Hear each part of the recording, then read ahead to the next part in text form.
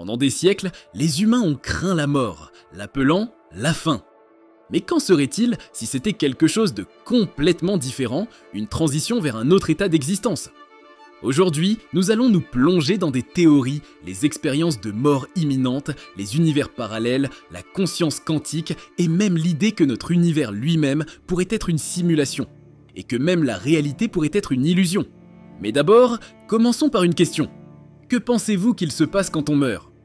On se doit de se demander si la réalité est-elle une illusion ou pas ?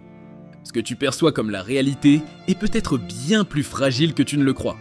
Tout ce qui t'entoure, tout ce que tu ressens, ce que tu touches, ce que tu considères comme immuable pourrait n'être qu'une illusion entretenue par ta propre conscience.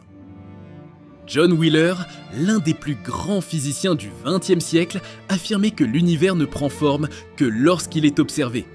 En dehors de la perception d'un observateur, il ne serait qu'un immense champ de possibilités, une mer de probabilités en attente d'être définie.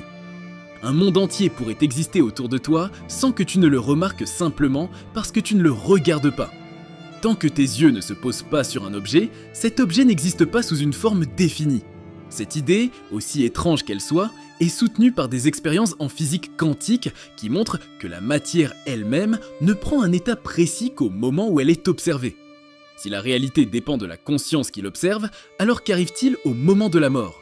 Si l'univers a besoin d'un observateur pour exister et que l'observateur disparaît, alors que devient ce monde ?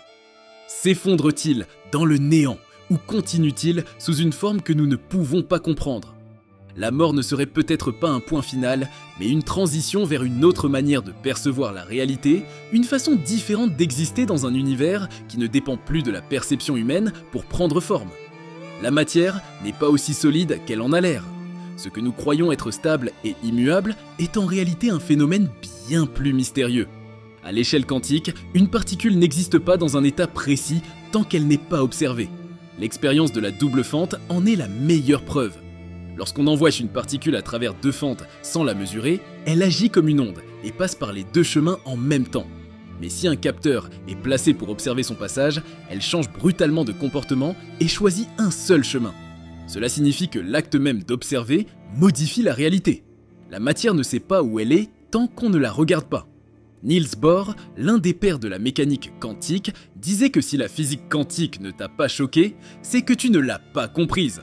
Ce comportement illogique de la matière suggère que ce que nous percevons comme réel n'est peut-être qu'une infime partie d'un phénomène bien plus grand. Et le temps n'est-il pas une illusion aussi ? Le temps n'est pas ce que nous croyons.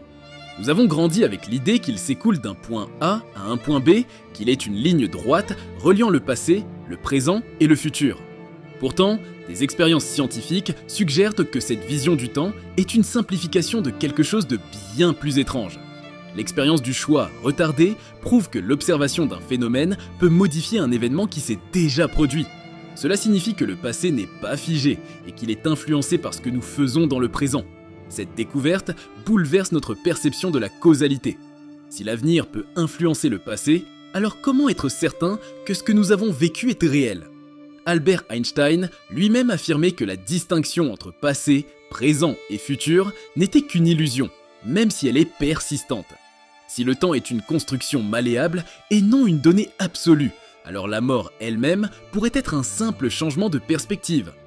Peut-être que nous ne cessons pas d'exister, mais que nous passons simplement d'une perception linéaire du temps à une expérience totalement différente où toutes les possibilités coexistent. Si la mort était seulement une transition d'un état de perception à un autre, alors peut-être que nous ne mourrons jamais vraiment. Nous pourrions simplement quitter une réalité où le temps existe pour une autre, où il devient un champ infini de possibilités. La conscience, produit du cerveau ou phénomène indépendant ? Nous avons toujours cru que notre conscience était produite par notre cerveau. Pourtant, certaines expériences suggèrent que ce n'est pas le cas. De nombreuses personnes ayant vécu des expériences de mort imminente décrivent des perceptions détaillées alors que leur cerveau était totalement inactif.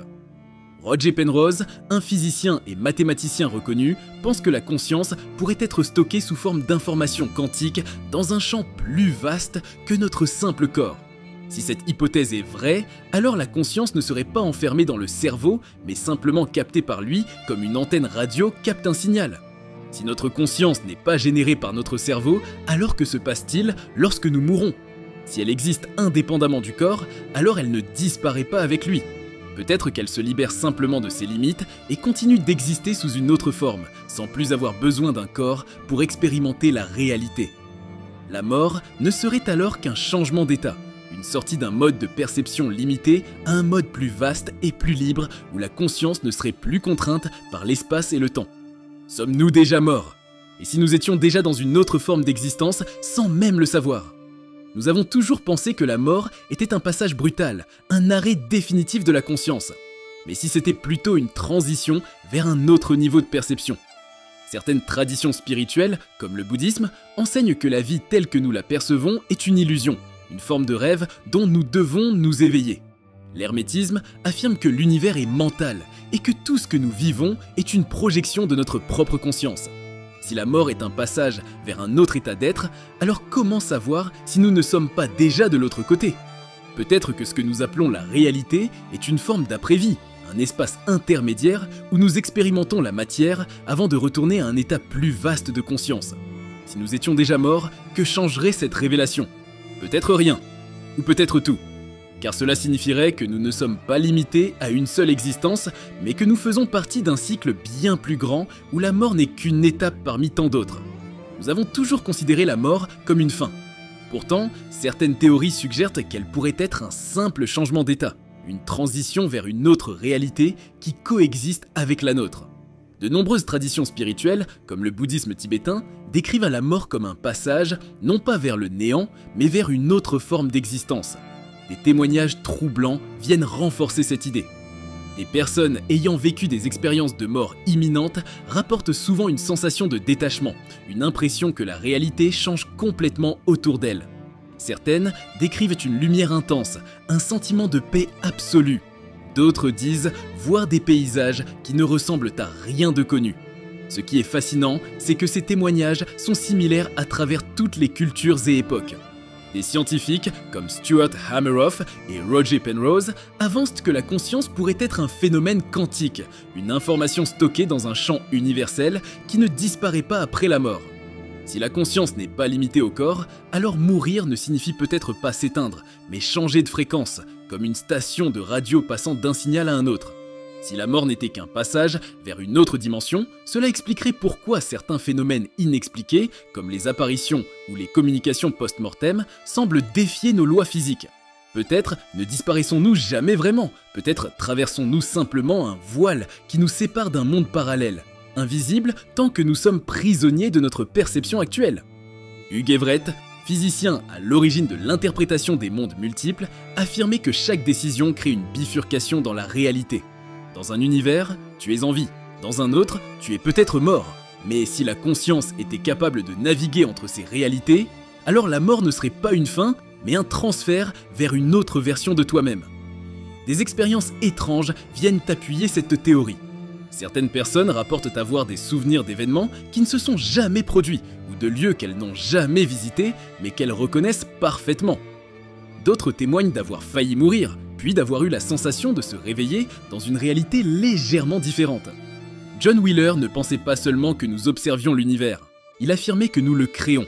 Chaque observation façonne la réalité. Si cela est vrai, alors la mort n'est peut-être qu'une expérience créée par notre propre conscience, un phénomène que nous avons accepté sans jamais le remettre en question.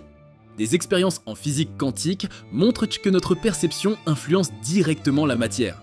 Certains chercheurs avancent que la conscience pourrait être le véritable moteur de l'univers, une force qui sculpte la réalité en fonction de nos croyances et de nos perceptions.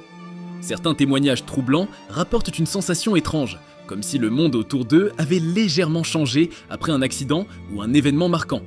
Des détails qui ne correspondent plus à leurs souvenirs, des noms de lieux qui semblent différents, des proches qui ne se souviennent pas de choses pourtant évidentes.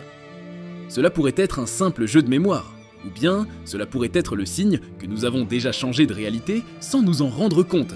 Et si la mort n'était pas une extinction, mais un simple glissement vers une autre version de notre existence? Peut-être que nous ne disparaissons jamais.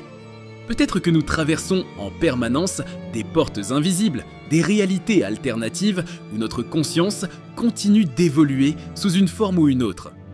Si nous sommes déjà ailleurs sans le savoir, alors avons-nous réellement besoin d'attendre la mort pour découvrir ce qu'il y a après ?